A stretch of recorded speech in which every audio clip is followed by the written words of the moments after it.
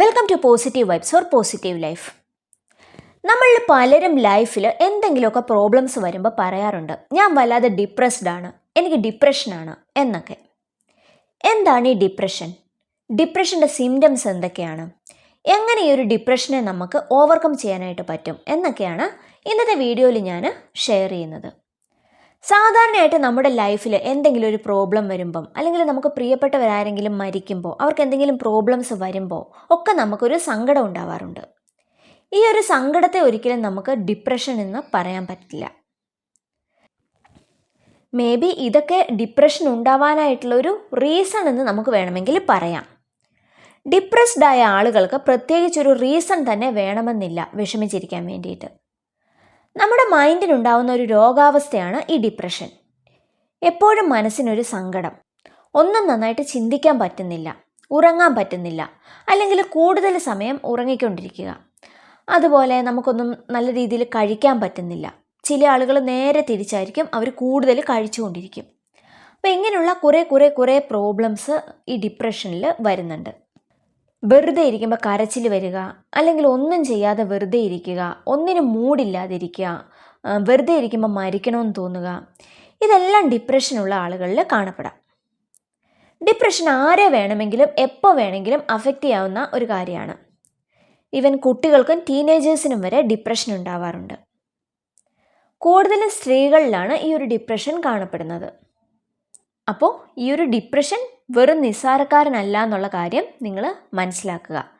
Even നമ്മുടെ life തന്നെ നഷ്ടപ്പെടുത്താനായിട്ടിത് കാരണമാകും. ഈ ഡിപ്രഷൻ്റെ മെയിൻ ആയിട്ടുള്ള സിംറ്റംസ് എന്തൊക്കെയാണെന്ന് നമുക്ക് ആദ്യം നോക്കാം. വെറുതെ നമുക്ക് ഒരു പ്രോബ്ലം വരുമ്പോൾ ഉണ്ടാകുന്ന സങ്കടമല്ല ഡിപ്രഷൻ. ആ ഒരു കാര്യം നിങ്ങൾ ആദ്യം മനസ്സിലാവുക. ഞാൻ വളരെ ഡിപ്രസ്ഡാണ്, എനിക്ക് ഡിപ്രഷനാണ് എന്നിങ്ങനെ വെറുതെ നിങ്ങൾ പറയാതിരിക്കുക. ഡിപ്രഷനുള്ള ആളുകൾക്ക് വരുന്ന ഒന്നാമത്തെ സിംറ്റം, ഇവർക്ക് എനർജി വളരെ കുറവായിരിക്കും. അതായത് ഒന്നും ചെയ്യാനായിട്ട് തോന്നില്ല, എനിക്കൊന്നും ചെയ്യാനൊരു മൂഡില്ല എന്നായിരിക്കും ഇവരെപ്പോഴും പറയുന്നത്. വെറുതെ സമയം കളയുക. ഇതിൻ്റെ തന്നെ വേറൊരു വിഭാഗമുണ്ട്, ഹൈ എനർജി ഡിപ്രഷൻ. അതായത് ഇവർക്ക് എനർജി വല്ലാതെ കൂടുതലായിരിക്കും. അവരെല്ലാ കാര്യങ്ങളും ചെയ്യുന്നുണ്ടാവും, പക്ഷേ മനസ്സിന് ഒരു സന്തോഷവും ഉണ്ടാവില്ല, അല്ലെങ്കിൽ ചെയ്യുന്ന ഒരു കാര്യത്തിൽ അവർക്കൊരു സാറ്റിസ്ഫാക്ഷൻ കിട്ടില്ല. പിന്നെ എപ്പോഴും സങ്കടം വരിക, വെറുതെ ഒരു കാരണവും ഇല്ലാതിരുന്ന് കരയുക, അതുപോലെ മറ്റുള്ളവരെ വേദനിപ്പിക്കാനായിട്ട് ട്രൈ ചെയ്യുക, സ്വയം വേദനിപ്പിക്കാനായിട്ട്, സ്വയം ഹാം ചെയ്യാനായിട്ട് ട്രൈ ചെയ്യുക, സൂയിസൈഡ് ചെയ്യുന്നതിനെ പറ്റി തിങ്ക് ചെയ്യുക, വല്ലാതെ ഇറിറ്റബിലിറ്റി കാണിക്കുക. അതായത് ഒന്നും അടങ്ങിയിരുന്നൊരു കാര്യം ചെയ്യാൻ പറ്റില്ല, വല്ലാത്ത ഇറിറ്റേഷൻ ആയിരിക്കും അവർക്ക് എല്ലാത്തിനോടും. പിന്നെ ഒരുപാട് ഈറ്റിംഗ് പ്രോബ്ലംസ് വരാം. ഞാൻ ആദ്യം പറഞ്ഞ പോലെ തന്നെ ചിലർ ഒന്നും കഴിക്കില്ല, വിശപ്പില്ല എന്ന് പറഞ്ഞിരിക്കും. മറ്റ് ചിലർക്ക് ഓവറായിട്ട് ഫുഡ് കഴിക്കാനായിട്ട് തോന്നും. പിന്നെ സ്ലീപ്പിംഗ് ട്രബിൾസ്, ഡിപ്രഷനിൽ കാണപ്പെടുന്ന ഏറ്റവും ഇമ്പോർട്ടൻ്റ് ആയിട്ടുള്ളൊരു സിംറ്റമാണ് സ്ലീപ്പിംഗ് പ്രോബ്ലം. അവർക്ക് ചിലർക്ക് ഒട്ടും ഉറങ്ങാൻ പറ്റില്ല. അങ്ങനെ വരുമ്പോൾ നമുക്ക് ഈ ഒരു ഉറക്കത്തിൻ്റെ പ്രോബ്ലം ഉള്ളത് കൊണ്ട് തന്നെ കൂടുതലൊരു ഡിപ്രസ്ഡ് സ്റ്റേജിലേക്ക് പോകും. മറ്റ് ചിലരാണെങ്കിൽ ഫുൾ ടൈം കിടന്നുറങ്ങും. അതായത് അവർക്ക് എപ്പോഴും ക്ഷീണമായിരിക്കും, അപ്പോൾ വെറുതെ കിടന്നങ്ങ് ഉറങ്ങും, ഒന്നും ചെയ്യാനായിട്ടുള്ള മൂഡ് കിട്ടില്ല. പിന്നെ ഫിസിക്കൽ സിംറ്റംസും ഈ ഒരു ഡിപ്രഷന് വരാം. അതായത് എപ്പോഴും ക്ഷീണം, അല്ലെങ്കിൽ body pain, back pain, panic attacks, ഇങ്ങനെയുള്ള സിംറ്റംസൊക്കെ ഈ ഒരു ഡിപ്രഷനിൽ കാണപ്പെടും. അതുപോലെ തന്നെ ഇത്രയും കാലം നമ്മൾ ചെയ്തുകൊണ്ടിരുന്ന ഒരു കാര്യത്തിൽ പെട്ടെന്ന് ഇൻട്രസ്റ്റ് നഷ്ടപ്പെട്ടു പോവുക.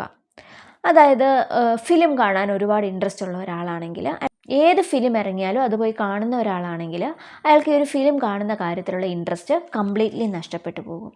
അങ്ങനെ നിങ്ങൾ ഒരുപാട് ഇൻട്രസ്റ്റോടെ ചെയ്തുകൊണ്ടിരുന്ന കാര്യം ചെയ്യാനായിട്ട് തോന്നാതിരിക്കുക.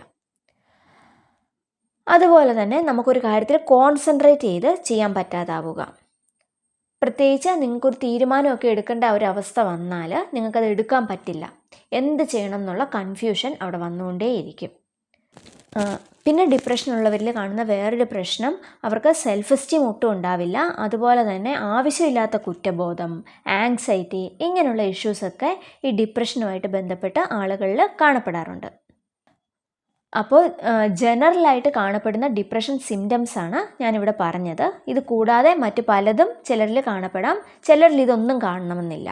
ഞാൻ മുമ്പ് പറഞ്ഞല്ലോ, ഹൈ എനർജി അല്ലെങ്കിൽ ഹൈ ഫങ്ഷനിങ് ഡിപ്രഷനിലൊക്കെ വരികയാണെങ്കിൽ അവർക്ക് എല്ലാ കാര്യങ്ങളും വളരെ സ്പീഡിൽ തന്നെ അവർ ചെയ്തു തീർക്കുന്നുണ്ടാവും. പക്ഷേ അവരൊരു ഡിപ്രഷൻ സ്റ്റേജിൽ തന്നെ ആയിരിക്കും. ഇനി ഈ ഒരു ഡിപ്രഷനെ നമുക്ക് എങ്ങനെ ഓവർകം ചെയ്യാമെന്ന് നോക്കാം. ആദ്യം തന്നെ ഞാനൊരു കാര്യം പറയാം. സിവിയർ ആയിട്ടുള്ള ഡിപ്രഷൻ നമ്മൾ ഈ ഒരു കാര്യങ്ങളൊക്കെ ചെയ്താലും മാറില്ല. അതിന് നമ്മൾ കറക്റ്റായിട്ടുള്ള ട്രീറ്റ്മെൻറ്റ് തന്നെ എടുക്കേണ്ടി വരും. മെഡിക്കേഷൻസ് എടുക്കേണ്ടതാണെങ്കിൽ അത് എടുത്താൽ മാത്രമേ ഈ ഒരു ഡിപ്രഷൻ നമുക്ക് ഓവർകം ചെയ്യാനായിട്ട് പറ്റത്തുള്ളൂ. പക്ഷേ ചെറിയ രീതിയിലുള്ള ഡിപ്രഷൻസൊക്കെ, അതായത് നമുക്ക് തന്നെ ഹാൻഡിൽ ചെയ്യാൻ പറ്റും എന്നുള്ള ഡിപ്രഷനൊക്കെയാണ്, അതായത് ഇപ്പോൾ സൂയിസൈഡൽ ടെൻഡൻസി അങ്ങനെയുള്ള പ്രോബ്ലംസൊക്കെ ഇല്ലാത്ത ഒരു സ്റ്റേജാണ്, അല്ലെങ്കിൽ ഡിപ്രഷൻ്റെ പ്രൈമറി സ്റ്റേജൊക്കെ ആണെങ്കിൽ നമുക്കത് ചെറിയ ചെറിയ കാര്യങ്ങൾ ചെയ്ത് ഓവർകം ചെയ്യാനായിട്ട് പറ്റും. ഇപ്പോൾ സിവിയർ സ്റ്റേജിലുള്ള ഒരു ഡിപ്രഷനൊക്കെ ആണെങ്കിൽ നിങ്ങൾക്ക് തീർച്ചയായിട്ടും നല്ല രീതിയിലുള്ള ഒരു ട്രീറ്റ്മെൻറ്റ് വേണ്ടി വരും. സൈക്കോതെറാപ്പി അല്ലെങ്കിൽ മെഡിക്കേഷൻസ് ഒക്കെ എടുത്ത് മാത്രമേ അത് നിങ്ങൾക്ക് ഓവർകം ചെയ്യാനായിട്ട് പറ്റത്തുള്ളൂ. ഇനി ചെറിയ രീതിയിലുള്ള ഡിപ്രഷനൊക്കെ ആണെങ്കിൽ അത് ഓവർകം ചെയ്യാൻ വേണ്ടിയിട്ട് നമുക്ക് ഡെയിലി ലൈഫിൽ കൊണ്ടുവരാൻ പറ്റുന്ന കാര്യങ്ങൾ എന്തൊക്കെയാണെന്ന് നോക്കാം. ഒന്നാമതായിട്ട് നിങ്ങൾ ചെറിയ ചെറിയ കാര്യങ്ങളിൽ സന്തോഷം കണ്ടെത്താനായിട്ട് ട്രൈ ചെയ്യുക.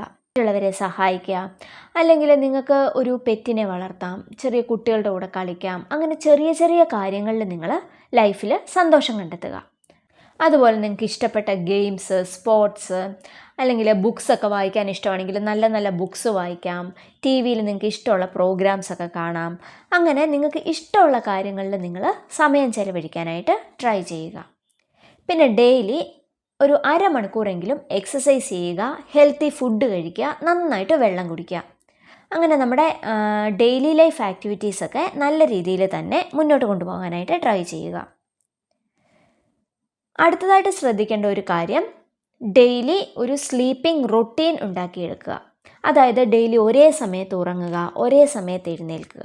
അപ്പോൾ ഇങ്ങനൊരു റൊട്ടീൻ ഉണ്ടാക്കിയെടുത്താൽ അത് ആ ഒരു സ്ലീപ്പിംഗ് പ്രോബ്ലംസൊക്കെ നിങ്ങൾക്ക് പ്രിവെൻറ്റ് ചെയ്യാനായിട്ട് ഹെൽപ്പ് ചെയ്യും.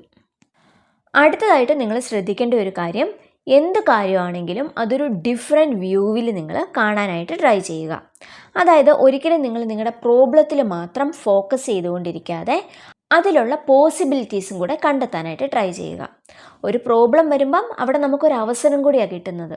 അപ്പോൾ നിങ്ങൾ അതിനെ ഒരു ഡിഫറെൻറ്റ് വ്യൂവിൽ സമീപിക്കാനായിട്ട് ട്രൈ ചെയ്യുക. അതുപോലെ നിങ്ങൾക്ക് ഓപ്പണായിട്ട് സംസാരിക്കാൻ പറ്റുന്ന ആളുകളുടെ അടുത്ത്, നിങ്ങളെ സപ്പോർട്ട് ചെയ്യുമെന്ന് നിങ്ങൾക്ക് ഉറപ്പുള്ള ആളുകളുടെ അടുത്ത് നിങ്ങൾക്ക് മനസ്സ് തുറന്ന് സംസാരിക്കാം. ഒരിക്കലും നെഗറ്റീവായിട്ടുള്ള ആളുകളുടെ അടുത്ത് നിങ്ങൾ ഈ ഒരു സമയത്ത് സംസാരിക്കാനായിട്ട് പോകരുത്.